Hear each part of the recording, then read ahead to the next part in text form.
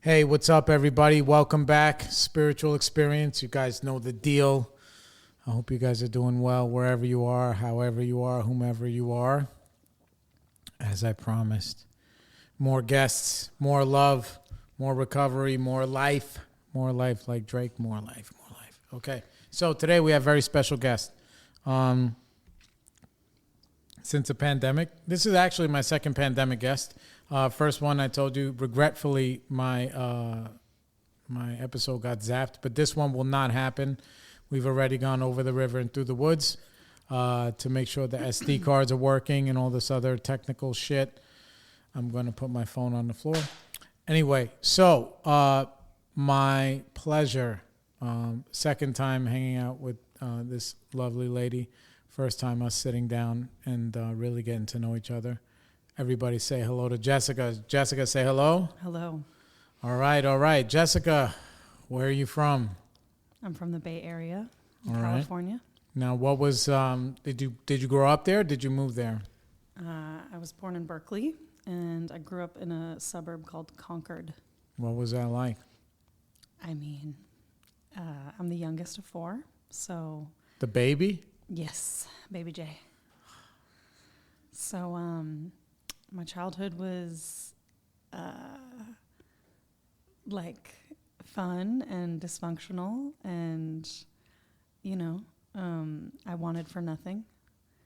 But, there was, some skeletons in the closet, but, Now, did you know there were skeletons? I mean, did you know about the dysfunction at the time, or is it just like looking back? Like when I was a kid, like my dad drove a car and smoked cigarettes and nobody wore a seatbelt and didn't, like, he was like a stuntman, basically.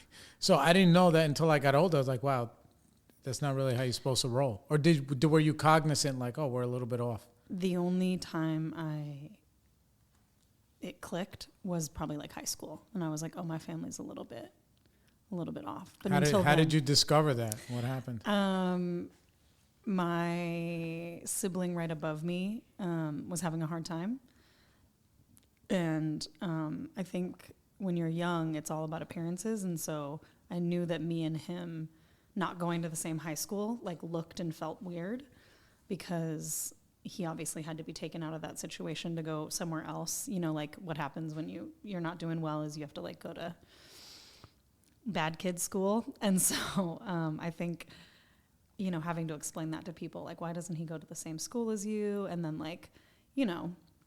trying to get my parents' attention. They were so focused on him, trying to keep him out of trouble, that I felt like I was kind of on my own a lot.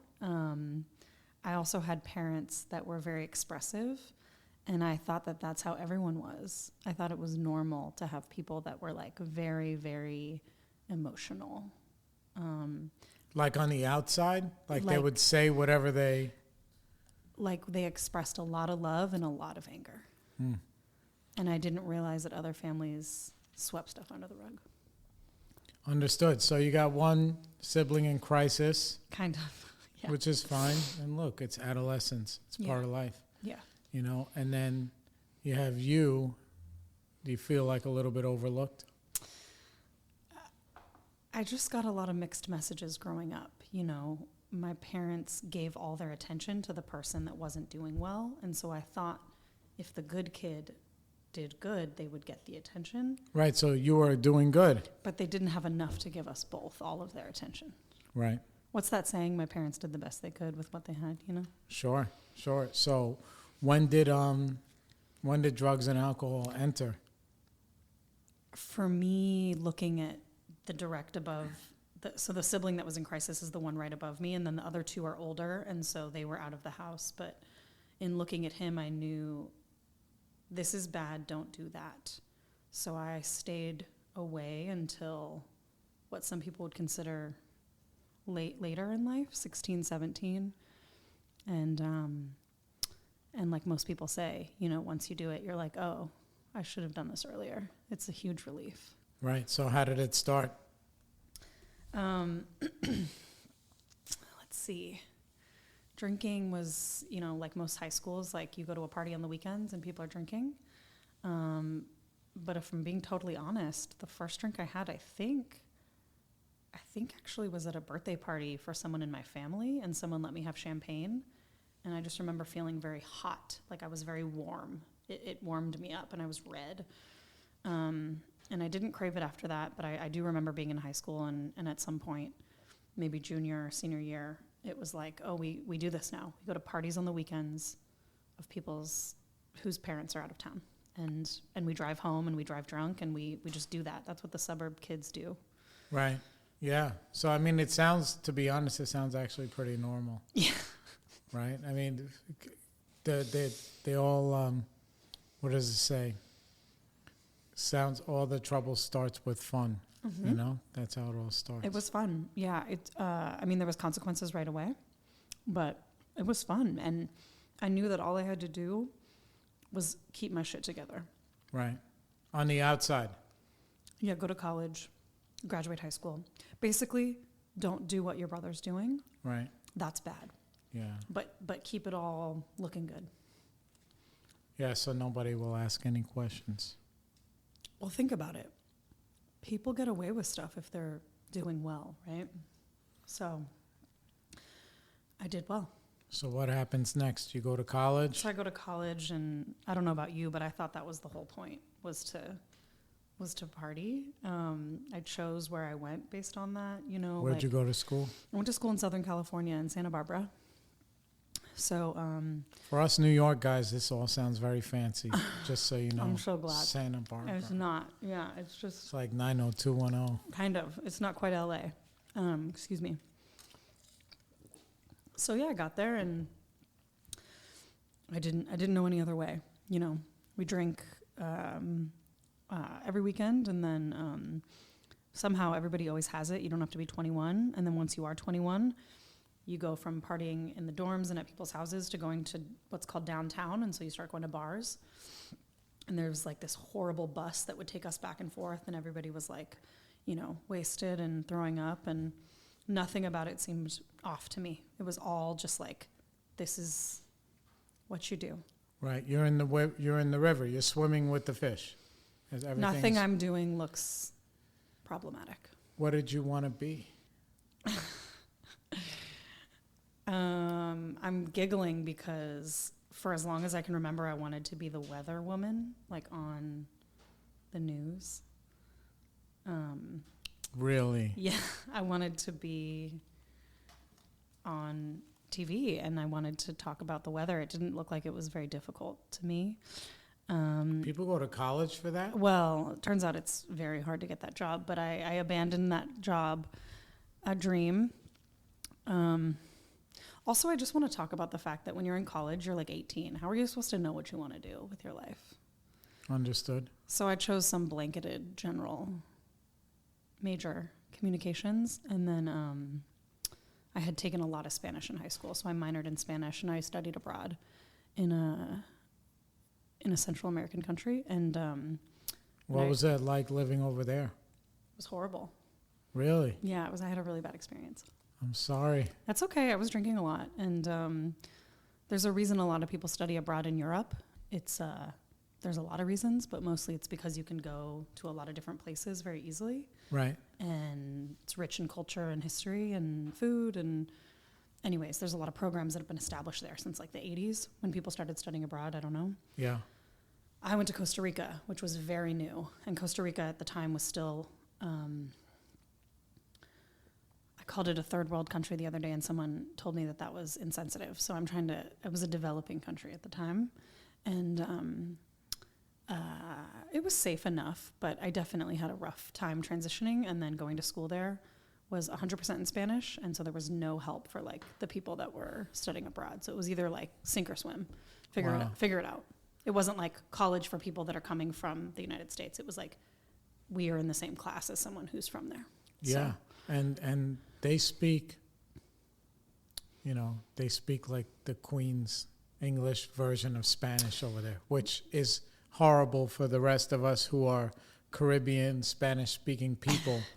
Like me and my girl all the time, we like, oh, they still use vosotros over there? It was not good. Yeah, I humbled myself pretty quickly. I could not hang. And I was an advanced Spanish speaker at that time, and I could not hang. So in addition to that, there was some scary shit that happened to me while I was drinking. And so, anyways. Like people, places, and you found yourself in unsafe situations, alcohol. Things that, related. People blame on themselves. And it wasn't their fault. But it's like you're young and you're in another country and you're drunk. So, of course it's your fault. But it's not. It's...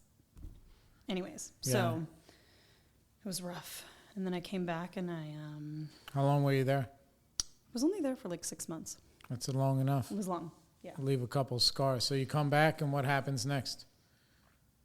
I graduated college on time, which was a miracle because of the Costa Rican credits were all like failed. And so, graduated and moved to San Francisco, which is kind of like the big city where I'm from. So I'm from the suburbs, but I moved to the city. And in 2006, it was a reasonable place to live because you didn't have to make that much money. You could rent a spot for like, $700 a month and have roommates. And no way. You could be a barista. You know what I mean? Like it was not what it is now. It was a developing city. It was a developing city. It was before Twitter. City. Yeah, it was. Yeah. So it was 2006. And I've always been in the restaurant industry my whole life.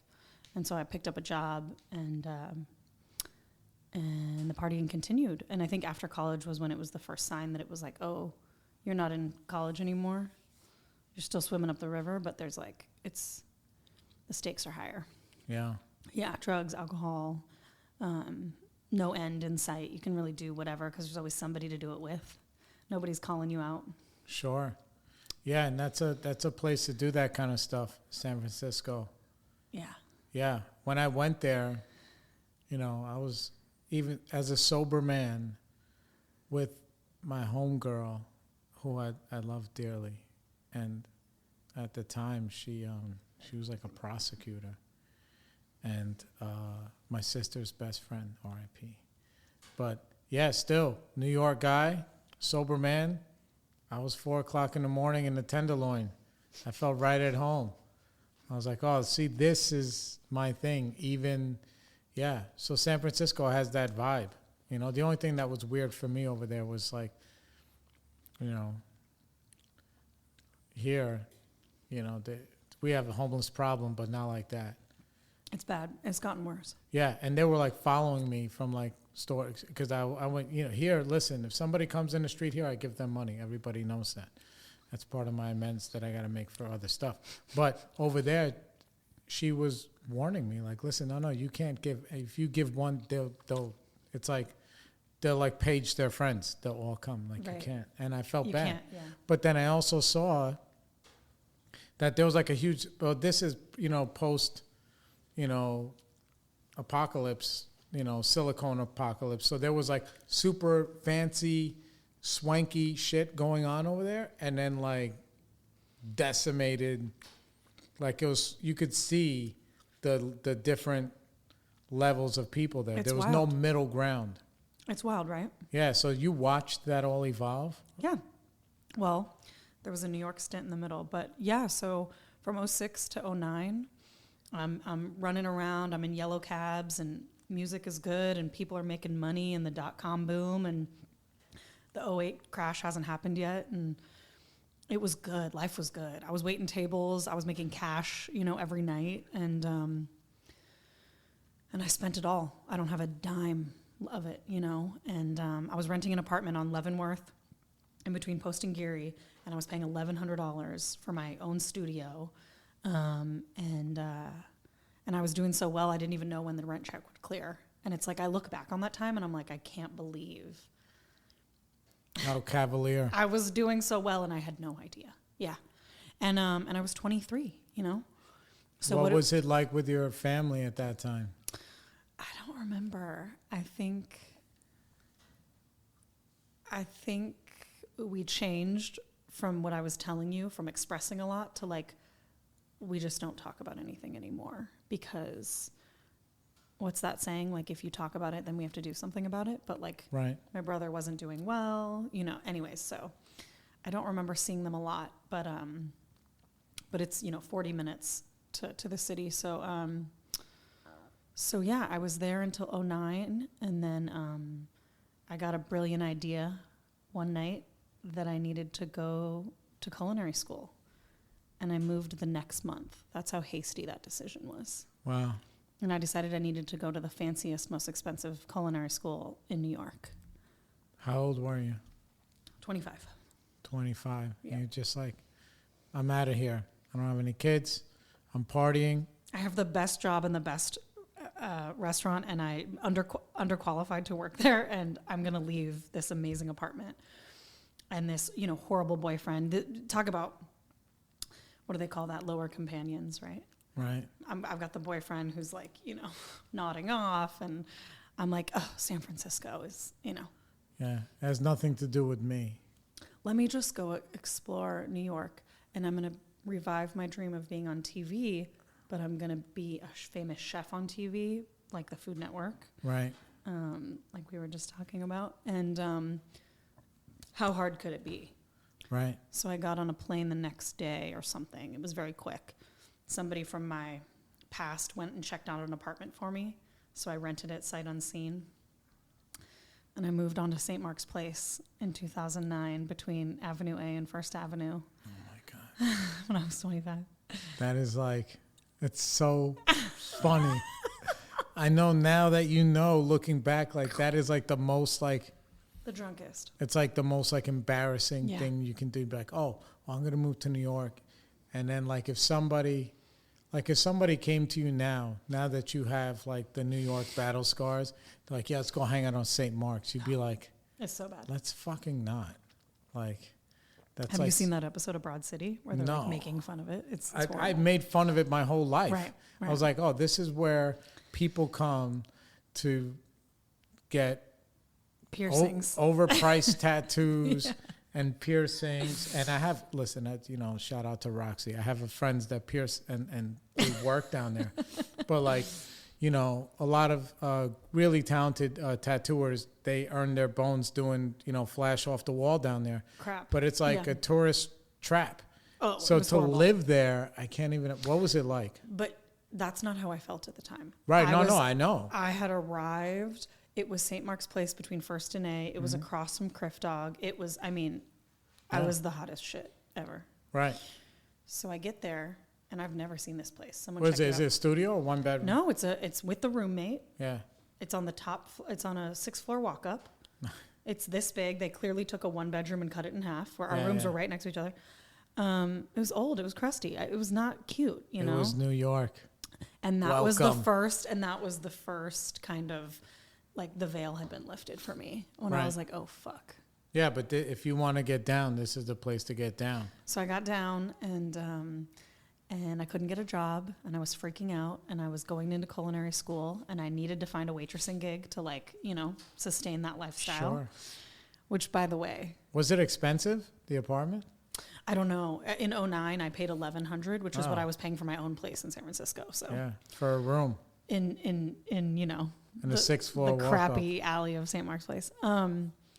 So I needed a job, and I couldn't get one, and I remember being stressed out, and I remember thinking, oh, I was a big fish in a small pond, and now I'm one of 1 bazillion fish, and what am I gonna do? Like, Right. yeah, I would go on all these like restaurant interviews, and they'd be like, yeah, like next, like we don't care about your fancy experience in San Francisco. So Wow. I finally got a job. I wasn't good at it. I couldn't hang. I started going to culinary school. How was that? I should probably mention, Jared, when I decided to move to New York, I had this delusion that I was going to slow down the partying because I was getting, following my dreams and being more professional. Yeah. And people would laugh in my face when I would say that, like, Yeah. good luck. Bars are open till 4 a.m., right, Jess? And I'd be like, oh. And then there's after hours. So I get here and I go to culinary school, and it turns out you can just find people anywhere, that want to do what you want to do. Yeah. And so I found them. Yeah. And- Like gravity. Yeah. It's we call it the disease. People can call it magnet? whatever you want, Yeah. but it's a magnet. Like I have not drank and done drugs in a very long time. But I promise you, if I make that decision, within a few hours, I Right. will find it. Right. We have that third eye, that sixth sense about us that we can just sniff out, you know, where the mayhem is. It took me about a month Yeah. because I remember being very, very, very intoxicated after school one day. So school was like from 7 a.m. to 3 p.m. Where was the school in the city? I don't know anything about Sorry. culinary. I'm sorry. That's okay. I went to the French Culinary Institute. It is now called the International Culinary Center. And it was in Soho Oh, on like, Broadway and Grand or something. Does that Right. sound right? Sure. Yeah. And so we'd get out at 3 p.m. every day. It was like summer camp. And we would go around the corner to this awful, awful bar where like tourists would go for like some Sex in the City thing. And we would drink there from, 3:30 p.m. to whenever. closing. And very quickly I sniffed out the people that wanted to, Party. like I did. Yeah. Yeah. And so it felt like a revelation at the time, but really it's like what you're saying. It's just like people find like people. And it was pretty messy from go. And I lasted here for about 4.5 years. And Did you finish school? I did. I did, barely. Congratulations. Well, it turns out, I don't want to be self-deprecating. It turns out schools like that, you just have to pay them. You don't really have to perform. So Oh. I paid them a lot of money. But I did get a certificate or whatever. A plaque on the wall. Yeah, I got to meet Bobby Flay. Yeah. I don't know who that is, but he sounds fancy. French doesn't matter. Institute, It whatever. doesn't matter, yeah. Yeah, so you're pretty fancy. You're going to Vosotros Spanish speaking places. Come to New York. You're going to go to the French Institute. Yep. No, it sounds, it sounds like it would be exciting if I never left here and I went somewhere else to do that kind of stuff. But I never left here, so I don't know. So what happens, how did you leave here? You were here 4.5 years. I don't know how graphic I want to get. So after I graduated culinary school, and like you said, I had found people, everything that I had come out here for dissolved, right? Like the dreams quickly kind of went away because once you find the people and you get the connections and all of a sudden you're kind of like doing the deal, Yeah. you get into the same trouble that you've, kind of run into in the past, which is, doing a little too much with the wrong people. And so didn't take me long. There's severe underbelly here. Severe. Didn't take me long to like dip in and like have a love-hate relationship with all the restaurant industry people and then, going out. And I used to go to this bar on Bleecker and Bowery. And of course now I can't think of it, but I would just go like every night by myself because I just didn't even, That's what it turned into. need anybody. Well, and I didn't want to go to have to explain myself, and have somebody try and tell me to slow down. Yeah. Because Did you realize you had lost control? Or was it just like you're like coming to like, oh my God, this is my life? I can tell you pretty much exactly when. And it was when, God.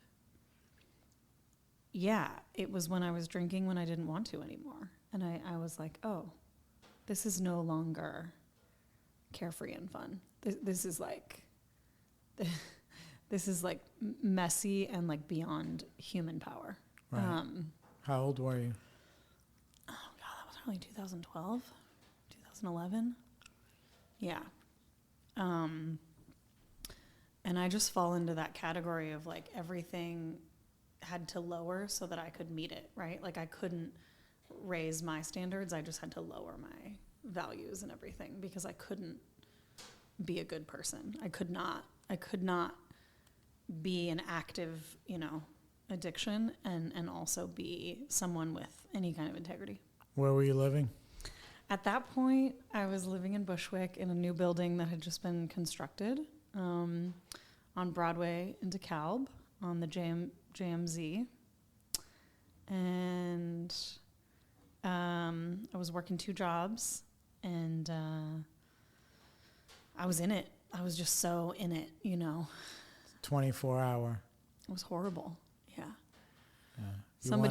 Somebody said to me once, "You don't need to have 2 jobs. You just need to stop partying. And I was like, how dare you say that to me? Right. And they were probably right. Were you living by yourself? Did you have roommates? I lived with my best friend from culinary school, and Were they doing the same as you or oh no? yeah, oh yeah, it was great. We were perfect. You know, nobody was calling anybody. Thelma and Louise. Absolutely, yeah. And we lived across the street from this great punk, weird, dark bar called Lone Wolf, and we would shut it down if we didn't get kicked out. We would shut it down and then invite everyone upstairs to our place. Wow. And what year is this? 2012, and then I left at the end of 2013. Yeah. Yeah.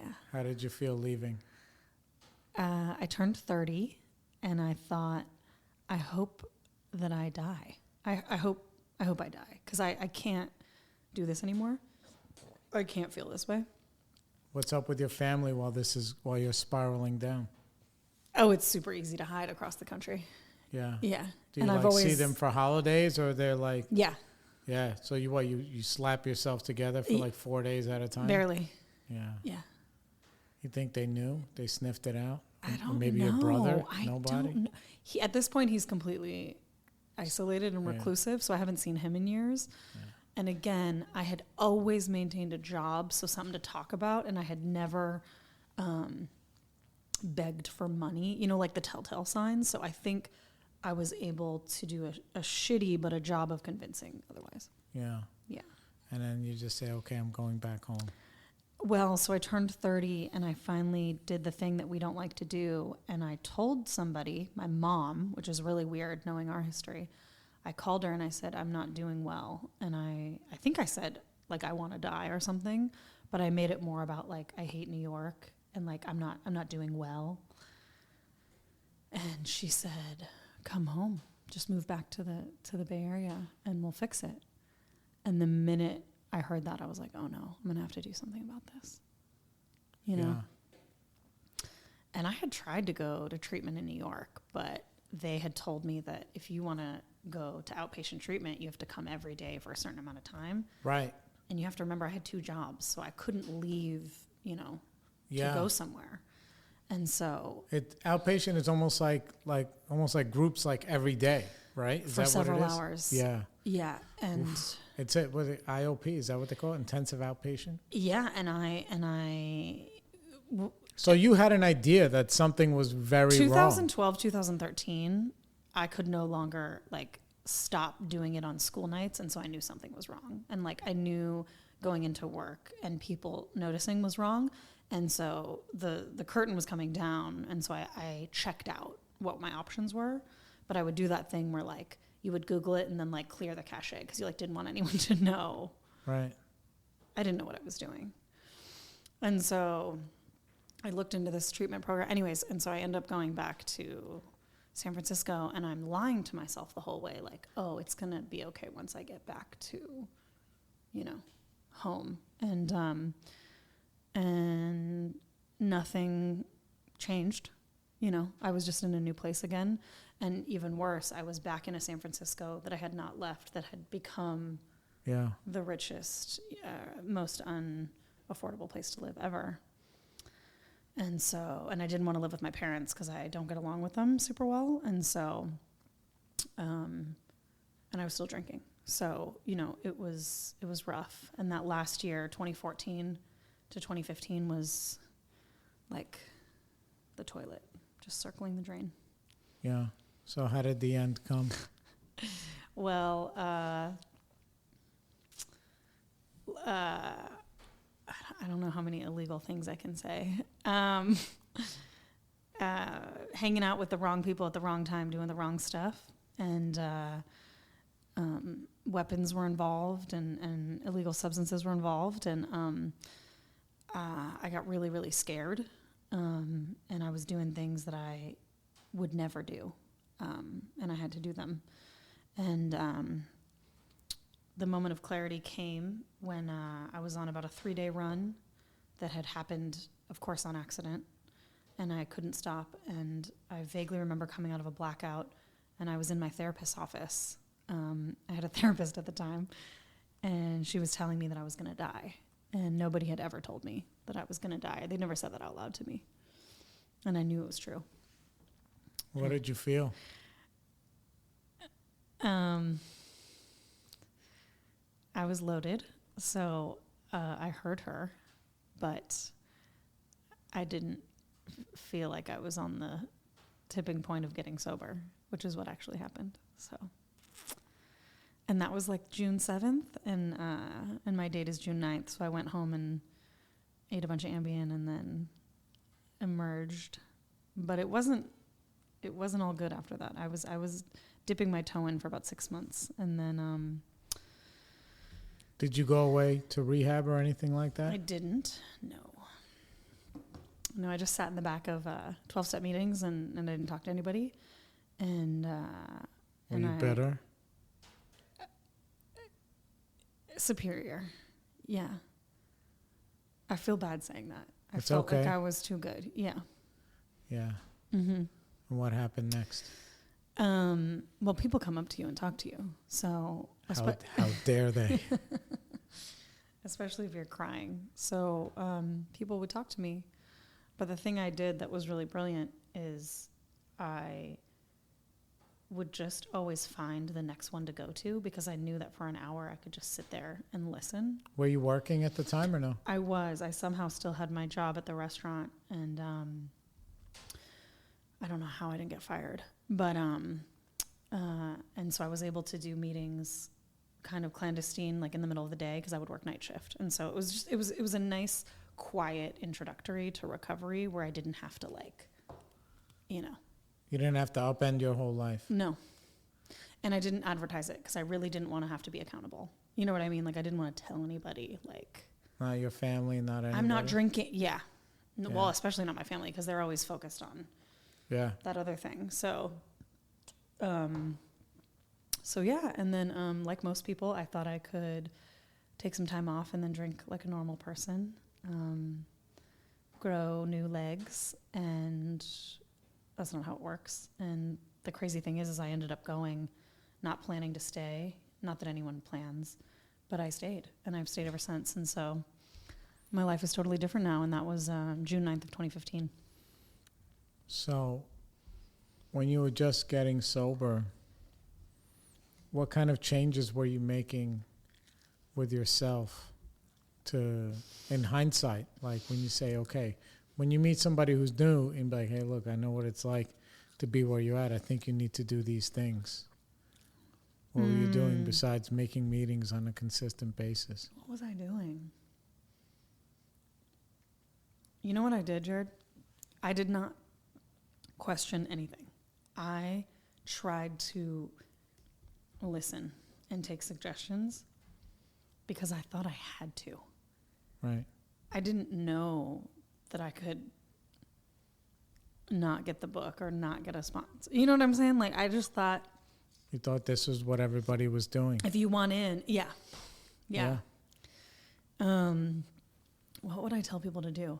I don't do anything differently now. I have almost 7 years, God willing, and I do the same shit. I eat snacks, take naps. I don't get hungry, angry, lonely, or tired. And I'm still sometimes insufferable, but I keep it really basic. How have the relationships in your life changed? Oh, God. Great question. Sometimes I feel like nothing has changed. And I know that's not what people want to hear, but I have changed. And so... Incrementally? Or have you made big changes? No. Mine is gradual. But I have a hard time with my family. Yeah. So maybe I should tell you what happened. So 6 months after I got sober, they did an intervention on my brother, and he was dying of opiate addiction, as we know, happens in this country. And they did an intervention, and I was sure it wasn't going to work, right? And he went to treatment, and he has 6 months less sobriety than I do, and we're both sober now. So That's amazing. yeah. And my mom goes to another fellowship for family members. So I guess, yeah, on paper it's changed, but like the daily interactions, I need a lot of tools to deal with my relationships. I feel very behind in like what normal people do. Yeah. I mean, do you really want to be normal? That's the second time you've asked me that today. No, I just want ease and comfort. I want what I wanted my whole life, which is to feel pleasure and ease and comfort. And that's why I drank, you know? Yeah. What do you feel now? I mean, you just had an incredible burger. We just had the best burgers from Home Frite. No, I feel hyper aware of, you know, my parents are in their 70s. And so it's difficult to be sober and to think about like, oh, you should do this now that you're, you know, and it's like, what do I want to do? How can I live my life loving these people with boundaries? How can I show up for a Mother's Day thing and not be anxious the whole time? Yeah. I mean, you're in New York. Mother's Day is Sunday. I'll get there in time. Yeah. They actually don't live there anymore. Where do they live? They just moved. They retired. They live in Washington now. State? Mm-hmm. Wow. Yeah. Yeah, I mean, I think what happens is that, well, what happened for me is that the more that I evolved, the more that I needed to evolve. And I was just becoming so aware of how, I don't like to say how sick I was or am, but I would just say like how ill-equipped I don't want to say ill-equipped is not even, that's also a little bit of a cop-out. No, it was, I'm very ineffective, you know, with handling life, you know, with some form of, I'm not going to say the magic words like grace and dignity, but I mean ineffective, like in the sense, there's nothing standing in my way right now. I can be whomever and do whatever I want. But normal life hiccups, if I don't handle them effectively, I will not get what I want, which is what we're talking about, that freedom, happy, joyous, and free. Yeah, I'm always afraid I won't get what I want, and I have never not gotten what I need, and yet it has not changed how I approach everything, which is I want. Well, what do you want? Right now, I want a different relationship than what I have, but it is very, very, very, very aware, and I have not denied this, that I am a part of my relationship. So like I get it. Like I have to do, you know, the work. I've lost the idea that my parents will change. Right. I understand that's no longer, it's never going to be possible. But I guess what I mean is like in my fantasy, I want easy relationships that move at the pace and do what I want and happen the way I want them to happen. Right. And that is not, I do not have that. I do not have the best friend relationship with my mom and dad. I do not have the sibling, you know, I have a good enough one. Yeah. What about in other areas of your life? What do you want that you don't have? I guess I said nothing is off the table. You have been very, very helpful with me in talking about, you know, partnership relationships and intimate relationships, and how I've struggled there a lot with people that treated me poorly. And as a result of my childhood and of my addiction, you know, I have some kind of skewed examples of love in my life, and I have a tendency to pursue unavailable people, because to me that's kind of what love looks like, is turning someone unavailable into available by my powers. And good luck with that. It's really not working for me. Yeah, I think what happens is that, you know, all of us, you know, we get this PTSD from, you know, you spend so many years just surviving. And not like, you don't have to be in Bushwick, like doing drugs for 3 days to be surviving. I'm just saying that survival in the sense of just like, I just got to get that next thing, whatever it is. And if that means, and I have to get it as quickly as possible. And that's the hard part, is for me to let all of that go and say, I need to do the long-term work, which requires a lot of faith. And it also is tough to do it unadulterated with like, I'm going to have to feel every inch that we grow. I have to feel all of it. And as a woman living through a pandemic, watching herself get older, it's super, no matter what anyone says, it's super triggering to hear about your friends having babies and getting married and buying houses and feeling like, oh, I'm never going to get there. How will I ever heal enough, grow enough, learn enough to get to the place of the normal, right? Like, it feels so foreign to me. And so it's discouraging to want to put in the work because you think, I'm too far behind, forget it. Yeah, but the truth is the truth, right? Which is everybody's running their own race. Well, and I don't have a choice anymore. I have to get well or else I'll suffer for the rest of my life. Right, and that's a very good thing because, because you're going to be around.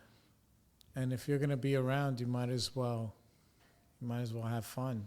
And you might as well do what you want and live on your own terms. And the hard part is doing it at your own pace. Like I could say, oh, I'm 43. Yeah. You know, I had my first kid before my 16th birthday. I still don't own a house yet, even though we're poking around. And I'm still not married yet. And like all of these things, you know, or I can just say, look, this has been some fucking ride. And that's where I try to focus on, like, this has been a ride, and I have not come this far to stop now. There is no stop. There's my boy. Oh my God, man, Dougie Fresh says there's no end to the good. There's no end to the good. Yeah, you know, you can be whatever. You can do whatever. I'm at the beginning though, and I need to remember that. How can I move at my own pace? This is the pace that God has given me. Not to mention God, but... Yeah, capital G. When people write God, like on the computer, and they write it in little lowercase g, like I always get very pretentious.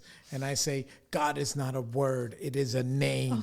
So if your name is with capital, then that name needs to be with capital. Yeah, always. But yeah, surrendering to the fact that, you know what, it is possible for you. You can have it all. Yeah, I got to stop comparing myself to people on this other path with their other struggles, you know, all that bullshit where it's like my outsides, their outsides, my insides. So I'm still learning, and relationships is my biggest hurdle right now, is intimate relationships and then relationships with my family. But relationships, that's like the final level. No, dude, I'm like... No, I promise. I feel like I'm only on level 2. No, that's the final level. Look, if you learned how to work and how to save money... The last thing you do is like, how do I do that with somebody else who's good with me? That's the last level, I promise. Yeah. I believe in manifesting. I believe in writing stuff down. But I also believe in, like what you said, is like I have to do some like really tough, unadulterated, hard, painful work. Yeah. Or else, you know, there's no skipping it. Yeah, it's, you know, for me... I look at it almost like, you know, when you're detoxing, right? When I used to do my commitment at the VA, I used to go every 2 weeks for like 10 years to the detox there. And I would tell them things that are the truth, which is basically from my experience, which is it's very possible that this could be the last time you ever have to feel this pain. But you're going to have to go through it, and it's fucking scary. And then when you come out the other end, if you pick up that thing, whatever it is, bag of dope, a drink, a donut, a a human, an unhealthy human, or whatever, gambling, you will go right back to start. I hope we have like a more proper closing, but I do want to share with anyone who's listening the best thing you ever said to me. Like 2 years ago, a year ago, I called you with some relationship problem and you said, Jess, you've already won. Now you're just trying to lose again. Yeah. And I was like, what? I've already won. Yeah. I can go ahead and mess anything up if I want to. Yeah. I usually do. We all do. This is why we have this show, and this is why we need each other, because we have most of us have that gravity thing where we're just like, you know, I try to quote everybody who I remember who told me shit. So if you're listening and this is you and not somebody else, shut the fuck up. But I'm gonna say it was my boy Alex, you know, who's up in Boston. He used to say, like, dude, alcoholics, addicts, we're very good climbing the mountain, but we plant dynamite all the way up. As soon as we get to the top, we hit it. That's it. We plant dynamite but we'll climb the mountain every time. Is that a self-sabotage? That's a story of my life. A metaphor, yeah. Oof. Yeah. Why can't I just climb? Period. Yeah, but we got to do it together. Nobody can do it on their own. But this is why we have each other. This is, you know, this is it. Anyway, look, Jess, it was incredible. We had a great meal. We had to go around in circles to get this thing going. But I'm so happy we had a great time. I love you dearly. I'm sorry I was a bitch. No, all right. I accept your apology. You were a fucking bitch. I'm sorry I made fun of your hat. Yeah. Okay. All right. We're even. Thank you. Okay. All right, guys. We love you. Peace.